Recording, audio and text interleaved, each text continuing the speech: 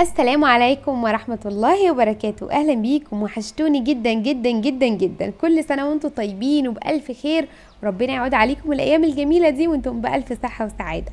النهاردة بإذن الله هنعمل مع بعض ألذ وأسهل كيكة شوكولاتة في الدنيا، وسريعة جدا جدا، مش هتاخد مننا اي وقت، وكل حاجة في الخلاط، الصوص في الخلاط والكيك في الخلاط، واقتصادية جدا جدا جدا. مش محتاجين ليها شوكولاتة خام ولا محتاجين ليها اي حاجة، كل حاجة كده مكونات من البيت وسهلة وسريعة، والكيك هش وخفيف واسفنجي وطري وحاجة كده يا جماعة من الاخر. هتجربوها وهتدمنوها، هتعملوها كل يوم من حلاوتها ومن طعمتها، مفيش اسهل من كده. يلا بينا نبدأ في الطريقة بتاعتنا على طول. بسم الله هنبدأ الفيديو. اول حاجة معايا كوباية ونص من الدقيق متعدد الاستخدامات، ونخلي الكوباية واحدة في كل المقادير.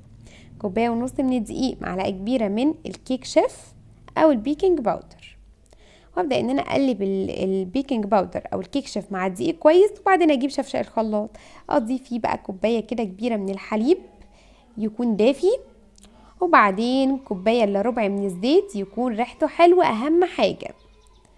تمام، بقى كوباية من الحليب، كوباية الا ربع من الزيت، وبعدين معايا كيس من الفانيليا يدي ريحة حلوة قوي قوي للوصفة بتاعتنا، وبعدين معايا 3 معالق كبار مليانين كده هرميتين من الكاكاو الخام الغير محلى. 3. ما ينفعش في الكيك ده يا جماعة نستخدم الكاكاو المحلى، لازم نستخدم الكاكاو الخام الغير محلى. ومعايا كوباية من السكر يكون حبيبات بس يكون ابيض، عشان ما يخليش الكيك بتاعنا غامق كده، حتى لو كاكاو السكر بيفرق. وبعدين ببدأ ان انا اضيف كوباية السكر واضرب بقى الخليط ده كويس جدا مع بعض. في ناس بتقولي ان الصوص ده ما بيتقلش، بالرغم ان انا بحس ان انا بحتاج ان انا اضيف لبن كمان، يعني بحس ان انا ببقى محتاجة اضيف ربع كوباية من الحليب كمان. الصوص بيتقل جدا زي ما انتم شايفين كده، على فكرة انا خففته كمان بمعلقتين من الحليب. خدت من الصوص ده كوباية، وبعدين هجيب باقي الصوص اللي معايا، هضيف بقى بضاية كبيرة كده، وطبعا هضيف عليها معلقة كبيرة من الخل الابيض عشان زفرت البيض، واضربهم تاني كويس جدا مع بعض، وابدا ان انا اضيف خليط المواد السائله على خليط المواد الجافه.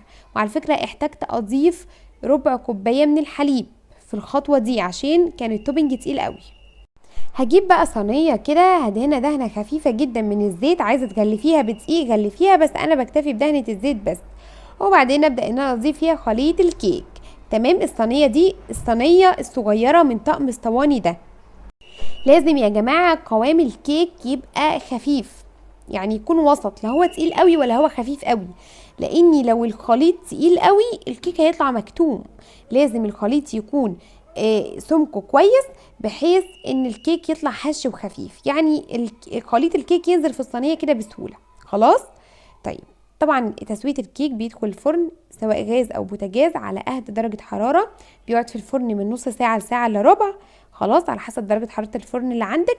واول ما بيخرج بسيبه يهدى شوية وبعدين اقلبه، وبعد ما يبرد ابدا ان انا اضيف عليه التوبنج او الصوص بتاعه الشوكولاته التحفه ده. الصوص يا جماعه اقتصادي جدا وتحفه، من غير اي شوكولاته ومن غير مكونات غاليه، وطعم بجد خطير. شويه شوكولاته شيبس كده للتزيين يكسر اللون، وهتاكلوا احلى والذ كيكه شوكولاته اقتصاديه جدا، ما خدتش مننا ساعه واحده بس في التحضير، وهتاكلي حاجه مسكره وحلوه كده في الجو الحر ده، عايزين ناكل حاجات مسكره كتير.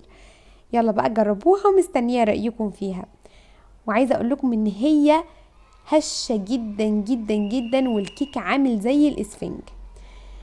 طريقتها سهلة اقتصادية، عايزاكم تنفذوها وتقولوا لي ايه رأيكم فيها. وبس كده الفيديو بتاعنا خلاص خلص، يا رب يكون عجبكم والطريقة تكون سهلة وبسيطة.